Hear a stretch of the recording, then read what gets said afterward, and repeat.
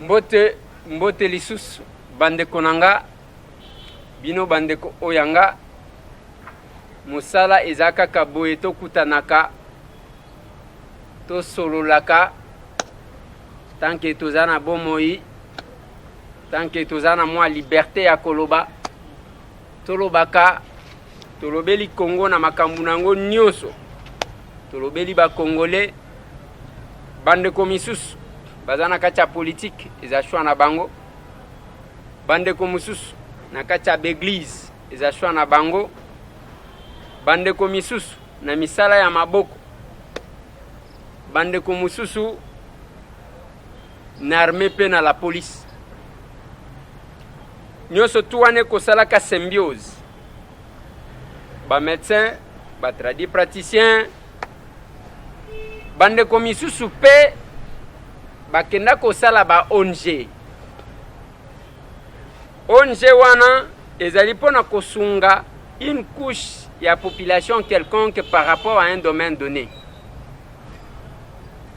nakati wana ebele bautaka libanda muke bazalaka awa ebele bautaka libanda pamba te bazalaka nzoto libanda milimo na bango na mboka na bango. Mama Aimé Keke Mbote. Oza malam. Bienvenue na Congo pe na Kinshasa. Merci beaucoup. Boni poto. Oui, poto za lango bien. Pona nini kozonga awa lisusu poto eza bien. Awa siko ekosala. Kozonga awa parce que ndegoleze za mboka nanga. La preuve est que que dans les 30 ans, nous sommes toujours congolaises. Voilà, ils ont souvent. Quand ils ont toujours apporté quelque chose. Ouais. Pour apporter quelque chose en gros, ils ont nini au lieu d'apporter, tout apporter. Voilà, quelque chose en gros, ils ont nini. Ndenge na bali na comme présenté ndongo lodi na mama Aimé Keke na vandi na mikili ya poto na mboka France. Alors naza na domaine ya handicap. J'ai été formé dans le médico-social. Donc nazali aide médico-psychologique. Et j'accompagne des personnes adultes en situation de handicap mental. Ce sont des personnes qui ont une déficience intellectuelle. Alors ce sont des personnes qui peuvent faire beaucoup de choses, mais il faut les accompagner. Alors après avoir fait cette formation, j'ai compris beaucoup de choses. Et j'ai compris que parmi des personnes qu'on appelle des personnes handicapées, il y a aussi des personnes trisomiques 21, qu'on appelait autrefois les Mongols. Trisomique 21. Ouais. Trisomie 21 on appelait autrefois Mongol. Ouais. Bien que jusqu'aujourd'hui, on a des Mongols. Parce que la première catégorie, est Bimaki chez les Mongolais. Donc voilà pourquoi quand j'ai compris ça de Goliazer, je ne pouvais pas rester insensible. Parce que j'avais compris que nous avons considéré comme des fantômes. Les Mongols ont expliqué dans nos biso. Trisomie 21. Parce que monde toko solo la boy mutu nyonso te ayebi terme même ceux qui olobi mongol mutu nyonso te ayebi mongol les akoloba nini ainsi de suite. Ouais. Trisomie 21 bazali bano bazalaka na facial na bango ezalaka presque ndenge moko. Pourquoi balobi trisomie de Goliazer? Biso nyonso ndenge tozali awa l'homme normal azalaka na 46 chromosomes. Alors et pas yabana wana ekomaka 47.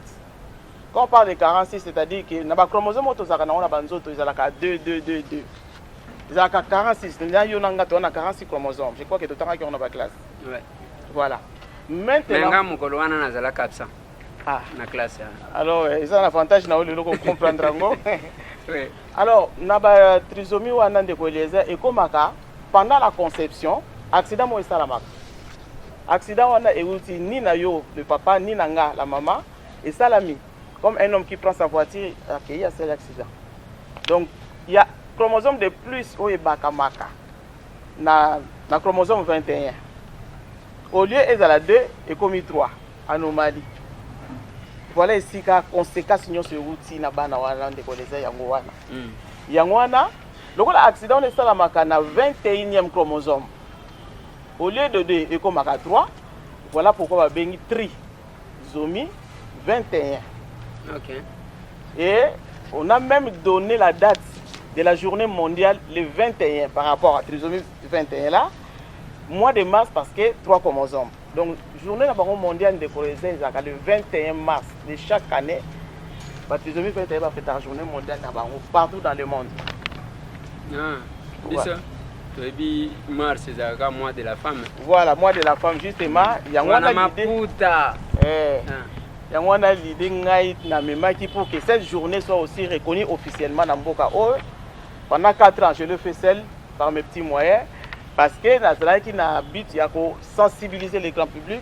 Wane zana kati mama na lingina nu kaka batu ba comprendre trisomie 21 années. Okoyeba ndenge nini ke mwana oyo to muto oyo yende azana trisomie 21. Voilà pourquoi nazape wana parce que na mikili ya poto c'est à partir de la grossesse.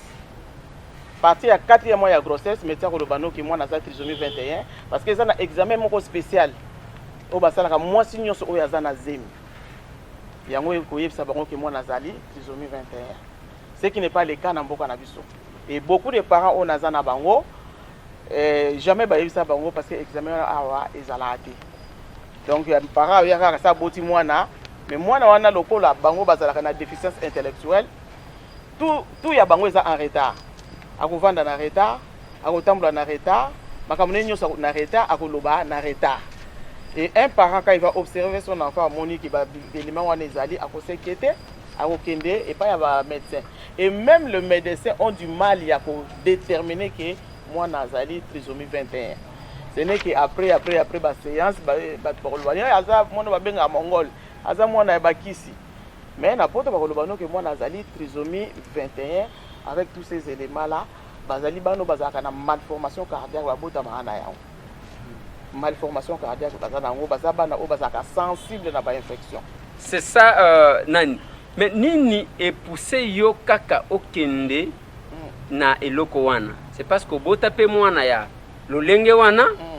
C'est parce que ozana mwana ndeko na yo azalaka lolenge wana.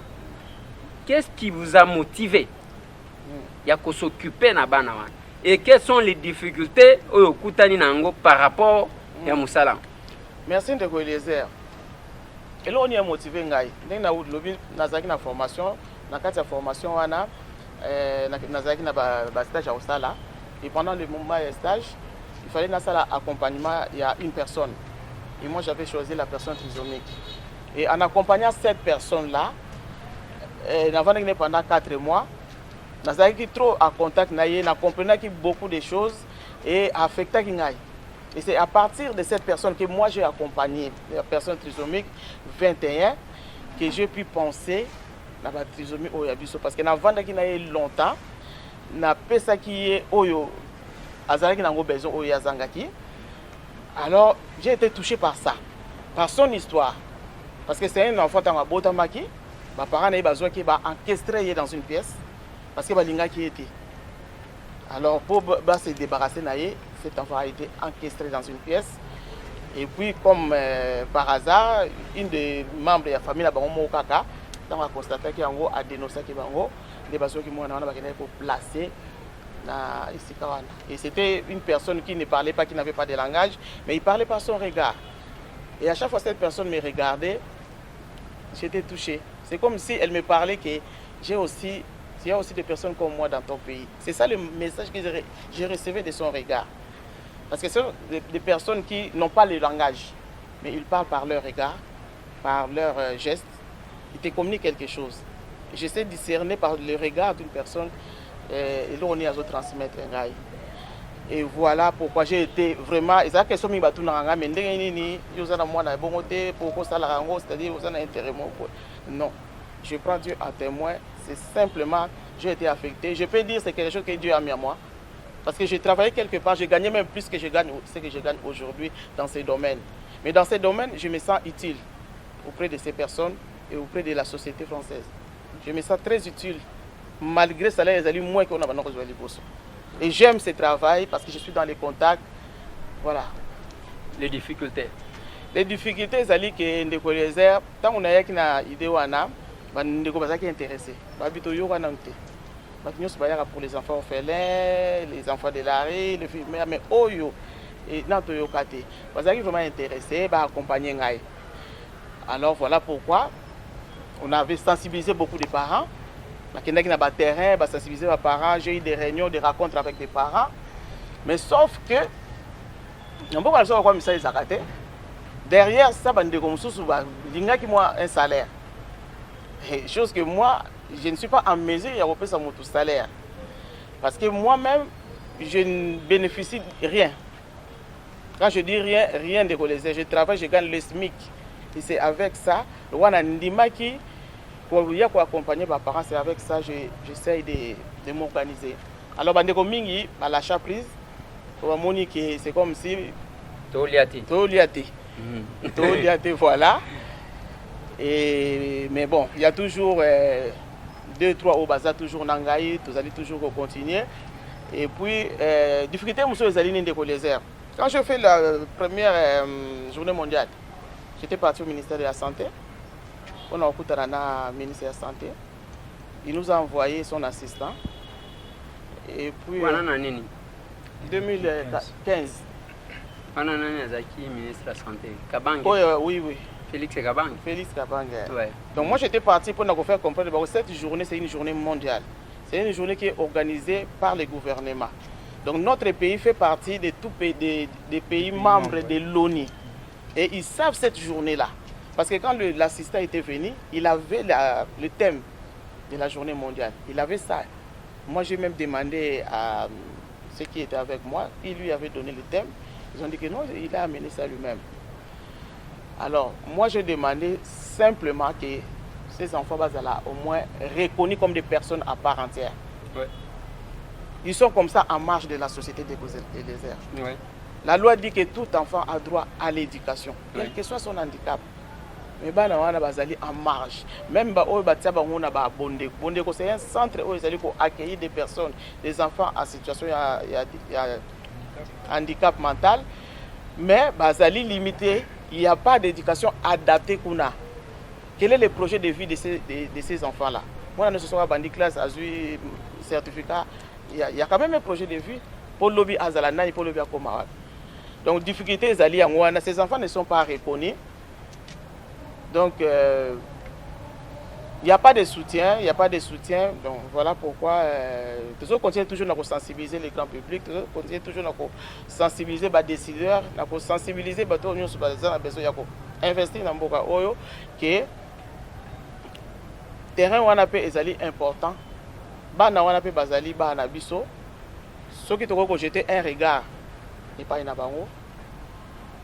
et puis, bazaluka bana nyoso bana bazana liberté te na ozonge pana yo tomoni ozana bandeko misato oyi ko présenter biso bango awa tozana papa Thierry yende azala sur terrain na Tchangu na ba trisomie 21 na biso aussi to recruter na Tchangu yimuto akenda ko des parents pour na ko sensibiliser ba parents na Tchangu awa nazana Chris. Il est passé le même travail, mais à niveau de Mbinza Delvo, sensibilisation à domicile auprès des parents. Et quand on a tous allés na moko ya ba parents payés à zana moi ya trisomie, donc il est parent d'un enfant trisomie. To bandana oyo acha boti moi na zana itawana parce que c'est lui qui a beaucoup plus d'expérience. Yes. Mbote papa. Mbote Nicolézer. Ouais. Okutani na maman Aimé. Qu'est-ce qui vous a intéressé dans la démarche? Merci beaucoup, Ndeko Eliezer. Écoutez, Nama Aimé, à travers l'école Bondeko, ce qu'on a commencé avec moi, parce que Ngaïpé, Nazali, mon père, mes parents, où il y a beaucoup moi, il y a 2021. Et moi, il y a Mobali. Et tant qu'on a commis ici, moi, dans l'école Bondeko, dans le centre Bondeko. C'est par après, Namoni, comme je suis réuni hier, Benisi Biso, non, voilà, ONG Mokozaliawa, Gisco. ce qui peut-être maman tangana en comboté, on a déjà nabimisi combo en mois avant. Donc ONG GESCO. C'est mes parents, bayana. GESCO, Transcoté. Non, Transcoté, Transco c'est le transport. Ah, ok. Transco c'est le transport, c'est GESCO, c'est ONG. Alors, babengisi biso pour la réunion, on a banana biso. Puis nalaki na ozanga te, il faut nakende. Ngai mo nakei na mwana. Et bapesi biso mateya concernant bana oya biso. Bah expliquer biso comment est-ce que kawane kwa kokomela biso par rapport ya mokili ndenge baloba bana na bana mai baza mongol bana bandoki. Mais ngai peut-être na kota ki tina ba internet na monana ba docteur o ba kwa ko expliquer ngai tango naka koyeba kawane pa ya mwana. Mais na yebi ke za ba parents mususu batika ko mona ba docteur te. Et bazo qui peut opportunité à recevoir ba conseil wana te mais mon collant tant baye et bazaki bango nous surpris il y a pour apprendre puis il y a pour ba conseil ba pesa qui et c'est par là que na mona na mama aimé na ONG GESCO et à chaque fois ceux qui réunion ezali bien billet ba tindi na za vraiment trop censé à okende pour représenter pour okende pour assister na réunion pour que na ba ni niveau GESCO et bonsi. Et voilà, oyeba nini GESCO et bongisi pour na bana parce que bon, tango yé okutani na mama aimé parce que na mboka na biso les gens pensent même ceux qui te bimi na caméra dès que bimi caméra te bozo filmer biso pour que boke ndekoteka bon na habité ceux qui image yango bakoteka ceux qui za la place bateka ka image mbele biso to koma ba riche moko osakana te bon tango okutani na ye. Parce que l'idée est là. Bon, est-ce que moi hésitation on est quitté ya que mutoyo ninga zoya boya lingi aleke la biso asale la biso mbongo na sima bana na biso. Merci beaucoup de Lézer. En tout cas, idée il y a makanisi côté ndingo lobi wana ezaki nanga mukete parce que ngai mo déjà tango na monaki mwana komi ko bela le temps ya kokena ba docteur nakena ba mama yemo batindinga na privé nakena mama tonge ko sa mona examen ba conseil ba docteur ba ne ko pesa et tango na komaki na GESCO na yoki ba même conseil donc ils ont kende kaka na ramoko et na gina likanisi moko te likambo ya oteka bana to ya koteka image to nini na kati ya likambo wana donc ezaki na sepelaki mingi parce que ezalaki likambo moko oyo ezali ko apporter un petit plus na évolution ya mwana na ngai et que c'est que na continuer ko landela yango pour que mwana na ngai azala quand même bien orienté. Voilà. Mwana azala et bino ba parents parce que bino ba parents c'est ko vous avez à peu près combien oyo depuis beaucoup de temps na maman mais vous avez quand même conscient que bakoka qui ko accompagner bino na nzela wana et que ça pouvait être ici à rendre bana wana heureux tant soit peu.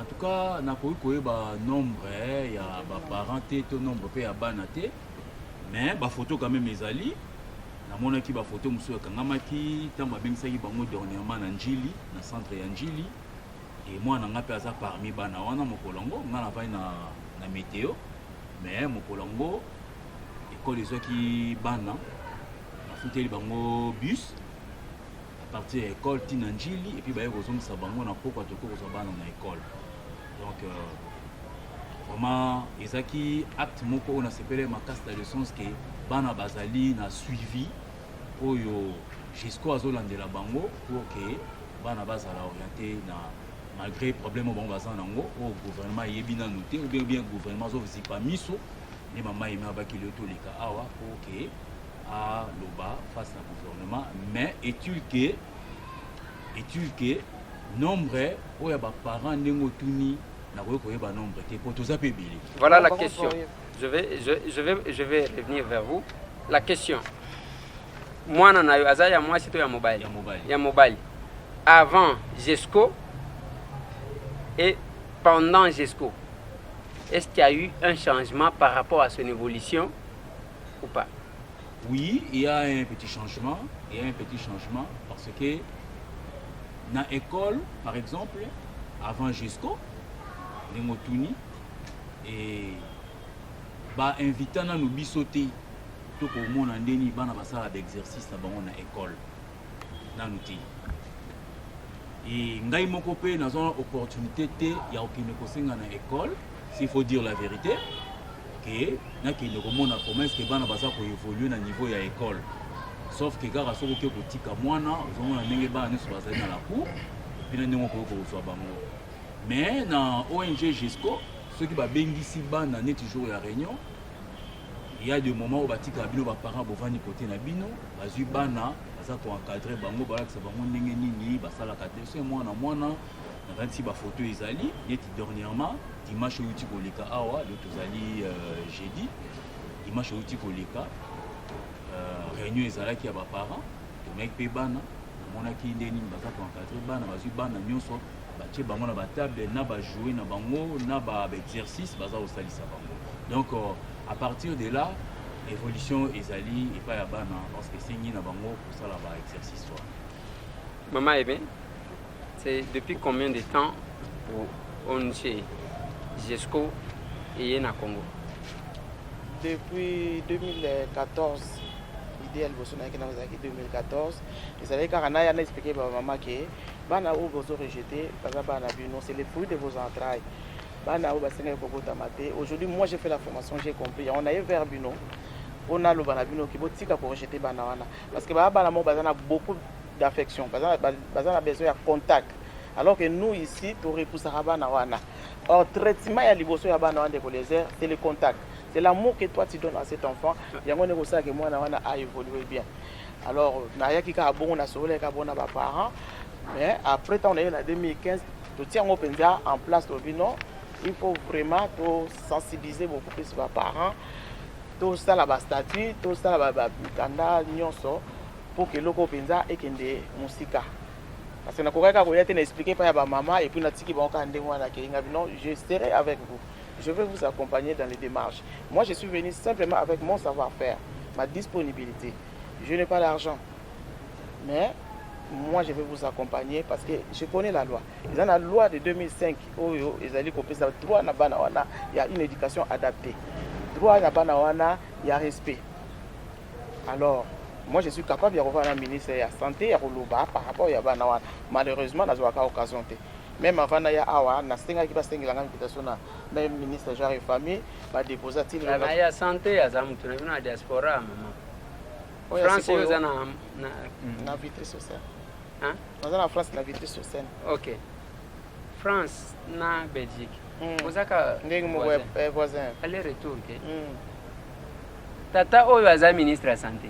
Diaspora lokola yoti. La seconde la kuta na été. Ah ce qui OK il est censé recevoir bande kona ya diaspora au bazoya na makanisi. Ce qui kabange numbi. Ye ayambaki ote parce que za mwana mai aza akati yao. Mais oyo oli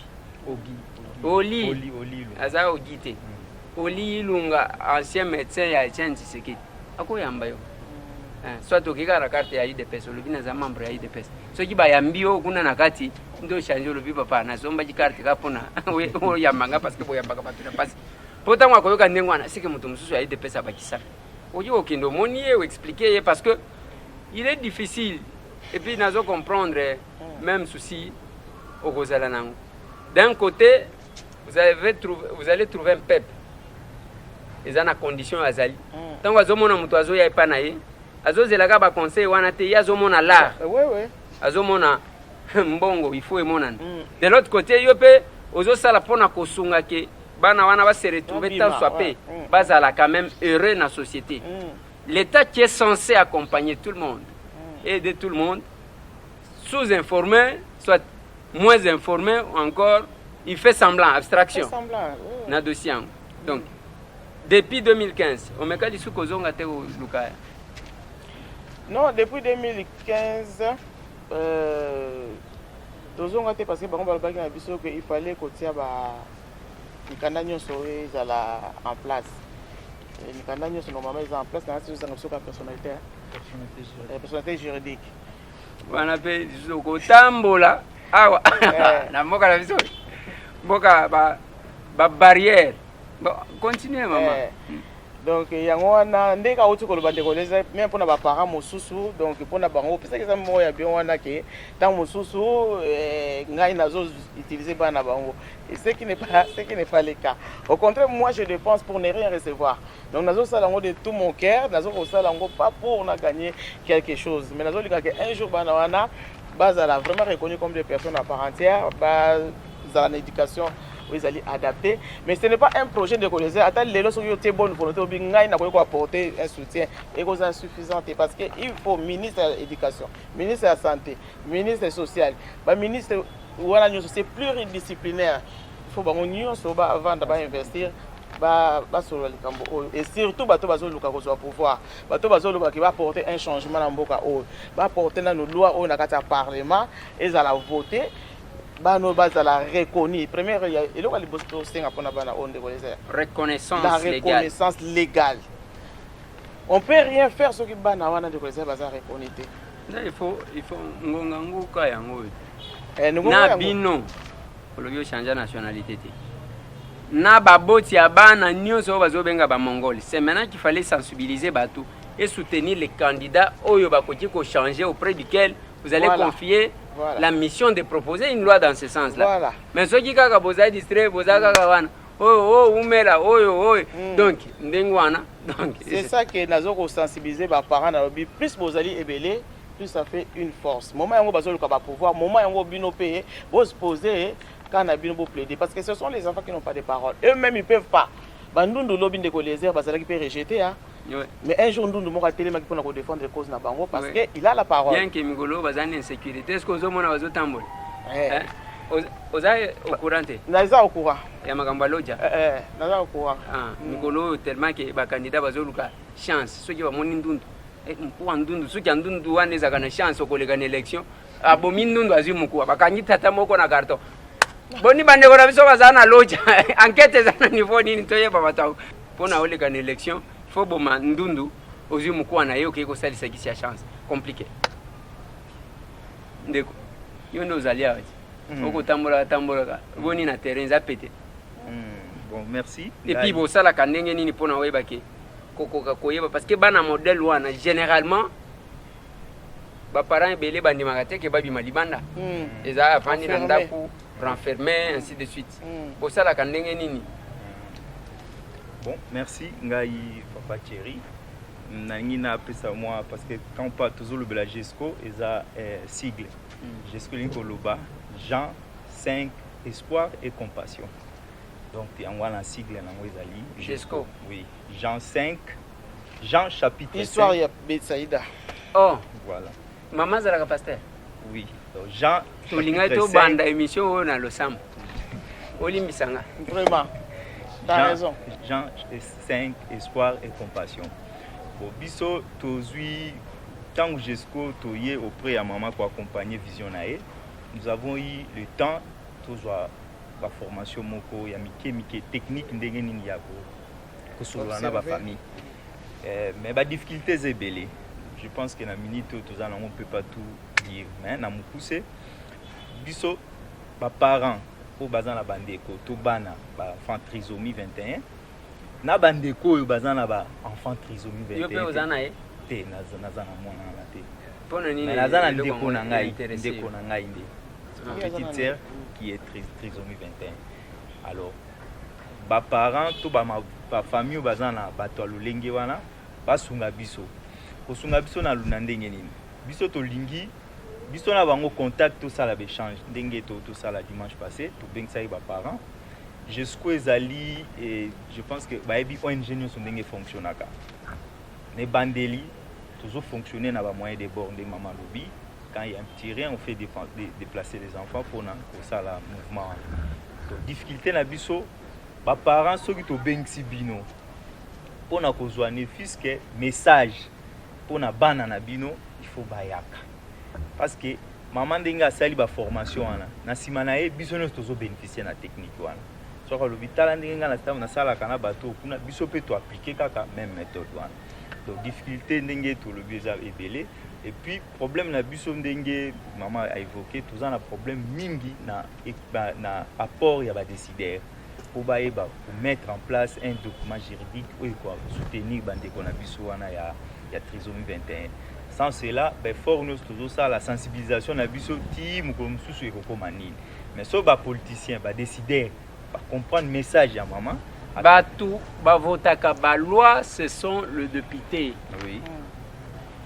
Mikolo yo ba kolukaka kopona ba député. Oui. Et binona ONG Oui. na ba parents ya bana wana. Bokoki kosala un effort pas qu'on travailler dans la foule mais travailler avec les gens. Oyo bakozala capable à comprendre en compte votre souci pour faire passer la loi. C'est ça. Je pense que c'est le moment. Est-ce que vous le faites ou bien vous êtes dans la foule, ainsi de suite? Tous en a foule. Tu peux ça qui responsabilité na biso ba collaborateur à maman, na ba parents bango moko pe bazwa contact. Parce que des pères que ceux qui biso tozu contact, tout même na ba parents et ko ça année tu vas bi voilà bazala qui ko batama pour ba même biso projet na bango ya élection. Maman est même pas sa candidate. Bon mais tu vas comprendre ma compliqué parce que so landi bien maman lobinine. Ba parents mingi batiki biso musika poani. Ba parents pensaient que ceux qui maman yé faille la bango kaka ba donc donc c'est ça maman ye nzalisi papa ye nzalisi mokolo moko na ke bazo ya manga nazali kutu na lar na poche ata $5 te na ke kota pompage bamoninga yoka bapeti bazoyemba ndeko Eliezer maboko banke na lobi na baby hapo maboko banke o bazoyembela ezaka compliqué na mako mbote ndeko ouais yo pe ozana terrain. Oui, moi rapidement parce que yo zana malchance au cause moi tenté. Toujours pas maman juste pour un petit mot en conclusion. Zana ngambu ya mbinza delvo ndenge mama lobi la difficulté est énorme ebele oyo tozana ngo tozokuta nango na terrain par exemple na point ya identification ya bana. Alors par rapport à l'identification ya bana ngo bazali mingi caché et pas ya papa. D'où pour encore retrouver bango na nzela eza difficile. Et maintenant, tant que tu as bana poto identifié bango depuis jusqu'au ezali to procéder dans la phase d'identification dès to yaki ko retrouver centre village Bondeko où ils ont évolué na accueil à personnes vivant avec handicap poto saluer bango en passant pour la collaboration na bango ndé ba fongola biso ba porte pour na ko accéder na bana oyo ba tolengi ba enfants prisonniers ko bango bazana bien que ma formation est vraiment adaptée parce que baza mélangé na baba na ba aveugle et tout et par rapport à cela biso tozo recruter car ba oyo biso toza na besoin ba trisomique 21 et donc par rapport à nombre yo tunaki depuis Jesco Ezali jusqu'à nos jours neti na ngambu ya Mbinza Delvo nous avons pu identifier plus ou moins 45 enfants et maintenant toza na phase ya ko faire adhérer les parents à GESCO. Parce que là, on était encore dans une phase d'identification, il y a des enfants prisonniers.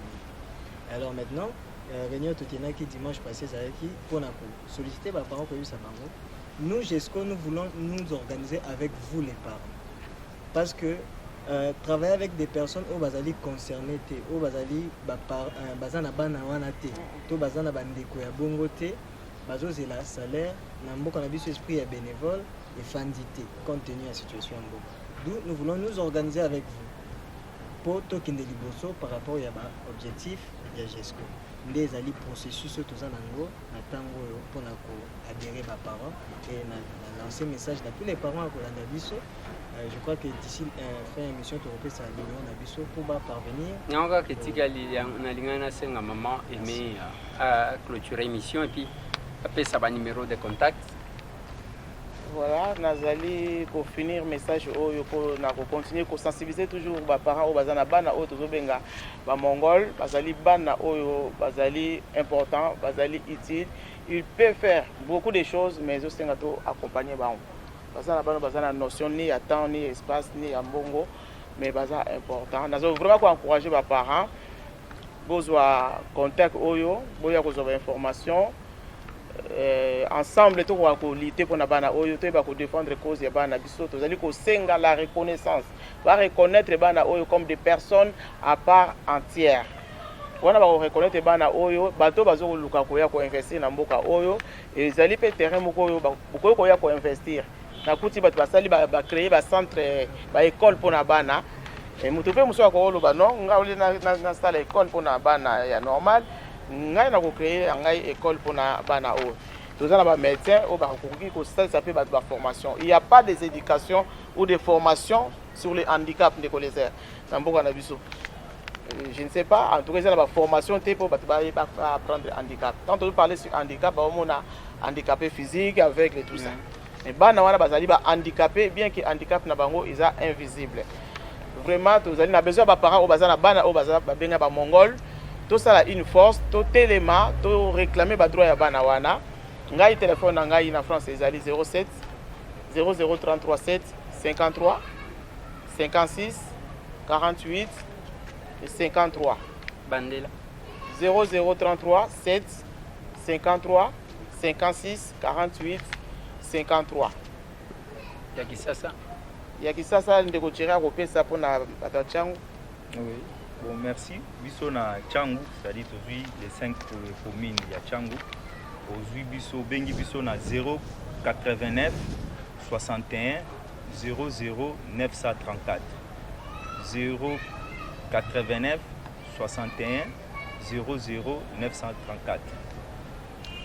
Pona ba ndeko bazali na ngambo ya Ngalima biso numéro ezali 081 33 91 200 081 33 91 200. Pona ba o bazana Brazzaville ezali 00 242 04 42 92 073 00 242 04 42 92 073. Merci beaucoup Ndeko Eliezer. Nazali koloba juste un mot de la fin pour nos parents. En tant que parents, il y a bana o bazana 2021. Vraiment nazo sabino ba parents. Neti ngai parents ba boti. Vraiment na osenga na bino. Olandi émission. Bozo na biso na bilili. Vraiment boya to sangana. Pona bana biso, to za na souci ya bana biso. Rebi passion ndeni ezali. Vraiment boya bozi ba numéro oya to sangana. To tombola likambo oyo de façon que bana biso le bazala reconnu. Pour avenir na bango ya lobby. C'est juste ça. Merci. Il faut qu'on s'engage parce que c'est dans l'unité que vous pouvez faire de grandes choses. Ceux qui mutuna mutwazana kwa na eza problème. Ngana ebi bana wana généralement bakoma ba prisonnier à Libela. Bango place na bango eza ko kangana ndako. Surtout ceux qui bamoni mupayaye bakimisie mbangu bake kocha yekuna. Ce n'est pas ça la solution. Mutu moko azala ko betela ngali solo lobi Ndeko Eliezer. Ba professeur bazana kise ba professeur ebele na lobi na nini. Oh na plateau de professeur wana monaka lupangu presque nyonso zakana mwana moko mayele kokate. Mais tango zotala en réalité ezaka moins malformation wana. Ezali komona parce que tozalaka na croyance moko boye de komoni ndengwana te professeur wana zana mwana boye nzoka nde mwana wana mongol c'est que papa na ye mutu asala kisi bon vous avez une solution tozaji kolobela makambu awa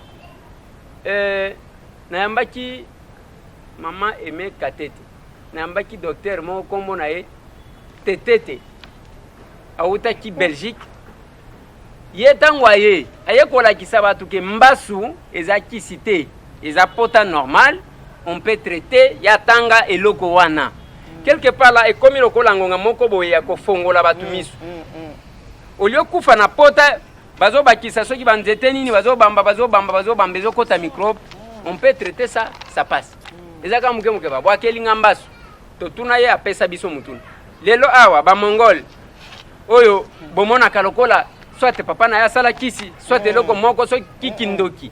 Il y a quand même une proposition de solution parce qu'on vous a expliqué ndenge nini yaka ezani papa lingaka ngote ezani mama lingaka ngote ni mwana innocent asambela teke akomande ngwana. Donc si possibilité il y a aussi mbani, mais moi je vous conseillerais toza na période oyo bato bakoluka babimisa badepute oyo bavotaka baloi.